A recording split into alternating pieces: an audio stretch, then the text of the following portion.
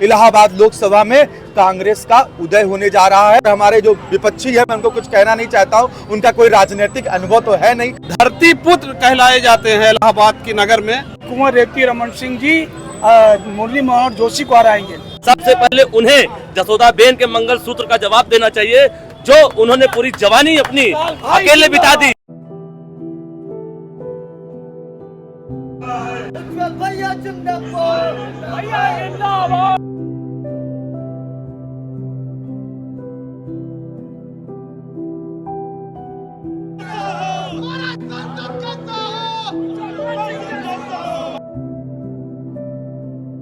नमस्कार, मैं हूं कमलनाथ। आप देख रहे हैं KN24 न्यूज। आज इंडिया अलायंस का बैठक हुआ है गऊ घाट यानी प्रयागराज, और तमाम लोगों का भीड़ हुआ है। जिस तरीके से सपा और कांग्रेस का संगम हुआ है, उस तरीके से भीड़ का स्तर बढ़ता चला जा रहा है, लोगों का प्यार निखरता चला जा रहा है। गऊ घाट यानी धर्मशाला में आज बैठक हुआ था। तमाम लोगों को सामने में दिखाने की कोशिश करूंगा। देख सकते हैं पूरा जाम लग चुका है, क्योंकि आज जो है उज्जवल रमन सिंह को चाहने वालों की जो संख्या है धीरे धीरे बढ़ती चली जा रही है। और हमारे साथ तमाम कांग्रेस के साथी लोग यहाँ मौजूद हैं। आप हमारे वीडियो में विनय भैया को देखते ही रहते हैं।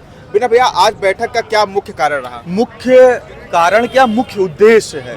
मुख्य उद्देश्य ये है कि ये आज दक्षिणी विधानसभा का एक संयुक्त कार्यकर्ता सम्मेलन यहाँ पर रखा गया है, जिसमें शहर दक्षिणी में क्या आज कार्यकर्ता सम्मेलन में अनुग्रह नारायण सिंह पूर्व विधायक जी, रेवती रमन सिंह जी और हाजी परवेज जी और बब्बन दुबे जी और तमाम बाबा अभय अवस्थी जी, हमारे शहर अध्यक्ष प्रदीप मिश्र अंशुमन जी, इन लोग की अगुवाई में आज पूरा देख लीजिए, आज हमारा ये गायत्री धर्मशाला बिल्कुल संगममय हो चुका है, जहाँ पे सारे समाजवादी के कार्यकर्ता और कांग्रेस के कार्यकर्ता एक दूसरे से मिल रहे हैं, एक दूसरे को माला पहना रहे हैं और ये बता रहे हैं कि इस बार इलाहाबाद लोकसभा में कांग्रेस का उदय होने जा रहा है और कई वर्षों बाद कांग्रेस का उदय होने जा रहा है। और हम कांग्रेसी और हम समाजवादी के लोग, जितने सब लोग हैं, हम लोग एक जोश के साथ, एक जुनून के साथ उज्जवल रमन सिंह जी को इलाहाबाद लोकसभा का सांसद बनाने जा रहे हैं। भैया, क्या माहौल है? आज भीड़ की जो संख्या है, तमाम गठबंधन के लोग यहाँ पे मौजूद हैं और तमाम पदाधिकारी के लोग भी मौजूद हैं, क्या कहना चाहेंगे? वर्तमान में आज की स्थिति, जैसे कि अभी आप देख रहे हैं, सारे दल के बड़े नेता, वरिष्ठ नेता सब आज उपस्थित हैं और कहीं न कहीं उसमें उत्साह है, दिख रहा है। जैसा कि आप देख पा रहे होंगे कि आम आदमी पार्टी के भी बड़े नेता सब उपस्थित हैं, समाजवादी पार्टी के भी सब नेता उपस्थित हैं और कांग्रेस के भी तमाम सब वरिष्ठ नेता उपस्थित हैं और साथ साथ कार्यकर्ता में एक ऊर्जा नज़र आ रही है। और कहीं न कहीं आप देख रहे होंगे कि वर्तमान सरकार इसीलिए बौखलाहट में है कि 2 चरण के चुनाव में उसको सिर्फ हताशा ही हाथ में लग रही है। जिस तरीके से उज्जवल रमन सिंह यहाँ पे प्रत्याशी बनाए गए हैं, लोगों का प्यार क्यों बढ़ता चला जा रहा है? प्यार इसलिए बढ़ता जा रहा है क्योंकि ये दिलों पे राज करने वाला परिवार रहा है और दिलों पे राज करने वाला नेता है। इनके पिताजी कुंवर रेवती रमन सिंह जी कई बार के विधायक और राज्यसभा सांसद तमाम क्षेत्रों पर रहे हैं और इलाहाबाद लोकसभा को हमेशा इन्होंने विकास की तरक्की पे लिया है। पता नहीं कितने हॉस्पिटल, कितने कॉलेज बनवाए हैं। और उन्हें वही उज्जवल रमन सिंह जी 2 बार के विधायक, मंत्री रहे, जिनको विधानसभाओं का एक जिनके घर में पता चलता है कि हाँ, इनके आपके बाबा कौन थे, आपके पर बाबा कौन थे, सब बल्कि इनकी पकड़ नब्ज तक है, नस में है। तो और हमारे जो विपक्षी है, मैं उनको कुछ कहना नहीं चाहता हूँ, उनका कोई राजनीतिक अनुभव तो है नहीं, वो सिर्फ एक पहचान, केशव त्रिपाठी जी जो उनके सुपुत्र हैं, उनके अपने टैग पे लड़ रहे हैं और टैग से काम नहीं चलता है। यहाँ जमीन पे, धरातल पे जो काम करेगा वही सांसद बनेगा। भैया, इस बार धरातल पे कौन दिख रहा है? धरातल पर कुंवर रेवती रमन सिंह के बेटे उज्जवल रमन सिंह दिख रहे हैं। पूरे शहर की पहचान है। वो पूर्व विधायक भी रह चुके हैं। उनके पिताजी लगातार 5 बार विधायक रहे हैं कोराहा से और धरती पुत्र कहलाए जाते हैं इलाहाबाद की नगर में कि कुंवर रेवती रमन सिंह जैसा नेता कोई हुआ नहीं, ना होगा। तो क्या इस बार लड़ाई टक्कर की रहेगी? टक्कर की रहेगी। आपको शायद याद होगा, जब पहली बार रेवती रमन सिंह ने जोशी जी को हराया था, उस वक्त ये कोई गुमान नहीं कर सकता था कि कुंवर रेवती रमन सिंह जी मुरली मनोहर जोशी को हराएंगे।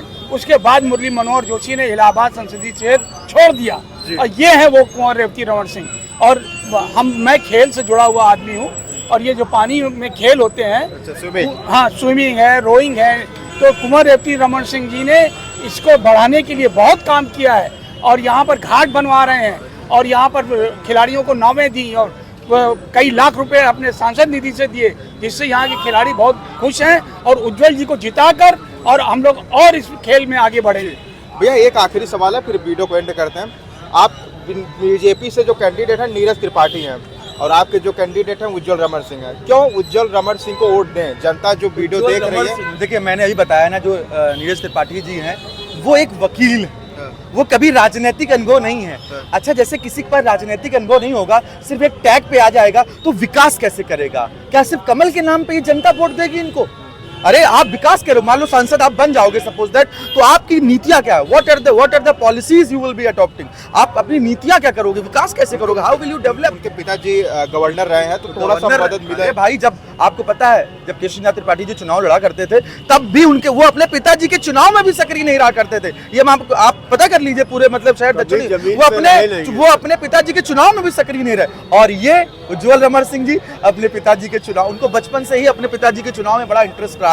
रैलियों में जाते थे, डोर टू डोर कैंपेनिंग करते थे। तो बीजेपी क्यों ना टिकट दे दिया? अगर कुछ तो ऐसा अनुभव होगा या कुछ ग्राउंड उतरते होंगे। बीजेपी ने डमी कैंडिडेट दिया है, क्योंकि बीजेपी यहाँ से बीजेपी का सफाया होने जा रहा है। क्योंकि इसके पहले भी जो सांसद थी केशरी देवी पटेल, उनको तो गांव के नाम भी नहीं पता। मैंने कई बार चैनलों पे कहा है, उनको ढंग से गांव के नाम फूलपुर लोकसभा के नहीं पता है। और रीता बहुगुणा जोशी जी, वो देखिए उनका क्या हाल है, खुद आपको सामने है, अब बताने की जरूरत तो है नहीं। जमीन से जुड़े हुए नेता हैं उज्जवल रमण सिंह जी, इसलिए आज जनता इनको पसंद कर रही है। ये हमेशा जनता के बीच में रहे हैं। आज लड़ाई जो है जनता के बीच में घरेलू बनाम बाहरी हुई है।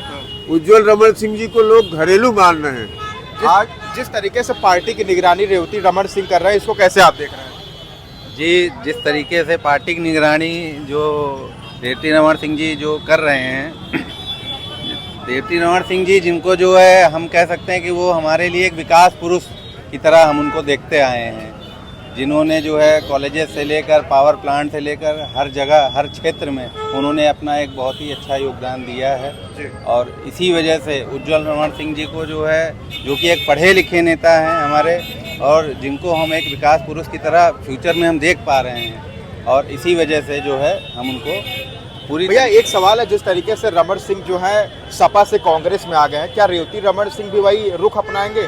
सपा से कांग्रेस बिल्कुल आएंगे, क्यों नहीं आएंगे? क्योंकि अब कांग्रेस का दिन वापस आने वाला है। 10 साल सपा से वापस 10 साल इन्होंने जो डिक्टेटरशिप, कांग्रेस ही इस देश का भविष्य, जैसे भाई ने कहा है, और ये 10 साल की डिक्टेटरशिप जिसे कहते हैं तानाशाही, वो खत्म होने जा रही है। तो बीजेपी तो कहती है अच्छे दिन के अच्छे दिन अरे इतने बुरे दिन आ गए हैं साहब, युवाओं के इतने बुरे दिन है, ये गरीब जनता के इतने बुरे दिन है, दर दर भटक रही है। ये युवाओं को लाठियों से बट्टों से मारा जा रहा है। अगर ये देखिए 4 साल की नौकरी देके किसी का पूरा साहस 4 साल के बाद किसी को निराशा देना, वो कैसे अपने जीवन यापन को करेगा? इसमें प्राइवेट सेक्टर भी खत्म हो चुका है।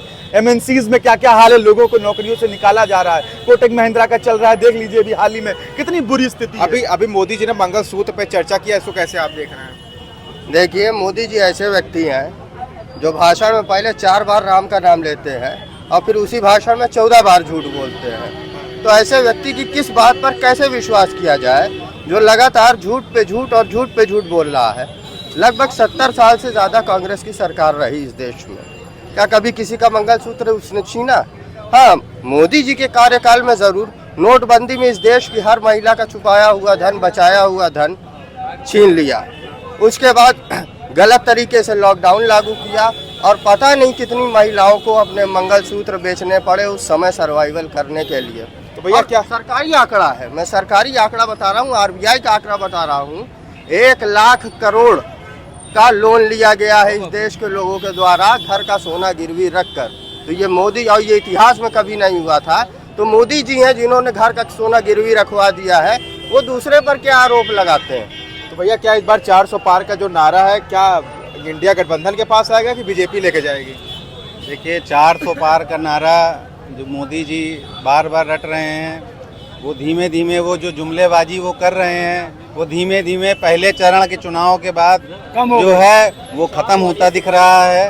अब नहीं कहते 400 पार। अब वो 400 पार का नारा छोड़ करके वो बार बार वो मंगलसूत्र पे आएंगे, अभी वो विरासत टैक्स पे आएंगे, हिंदू मुसलमान पे आएंगे, और वो सारे देश को विभाजित करने के लिए, वो कुछ भी करने के लिए अभी तैयार हैं।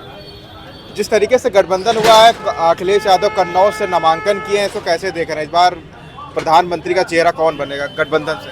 सबसे पहले रही बात नामांकन की, हिंदुस्तान के और लोग जो हमारा लोकतंत्र, उसमें किसी भी व्यक्ति को कहीं से भी चुनाव लड़ने की स्वतंत्रता है। और रही बात कन्नौज से अखिलेश जी के नामांकन करने से बीजेपी के पेट में जितना दर्द हो रहा है और किसी पार्टी के पेट में दर्द नहीं हो रहा है। अब वजह क्या है वो भाजपा के लोग ही जानते होंगे। और रही बात गठबंधन चुनाव जीतने की, तो गठबंधन निश्चित रूप से पूरे हिंदुस्तान के अंदर जीत रहा है। प्रधानमंत्री मोदी जी की भाषा और हताशा और निराशा ये बता रही है कि भारतीय जनता पार्टी भारी मतों से चुनाव हारने वाली है। जिस प्रकार से मोदी जी ने अपने चुनावी शुरुआत 400 पार से की, 400 पार के बाद उन्होंने फिर तमाम तरह के आरोप लगाए, परिवारवाद, प्रियंका गांधी, राहुल गांधी, अखिलेश यादव, उसके बाद अब मंगलसूत्र पे आ गए। जो व्यक्ति अपने धर्म पत्नी के मंगलसूत्र की मान न रखी हो, वो व्यक्ति हिंदुस्तान में खड़ा होकर मंगलसूत्र की बात करता है, बहुत शर्म की बात है। सबसे पहले उन्हें जसोदा बेन के मंगलसूत्र का जवाब देना चाहिए, जो उन्होंने पूरी जवानी अपनी अकेले बिता दी।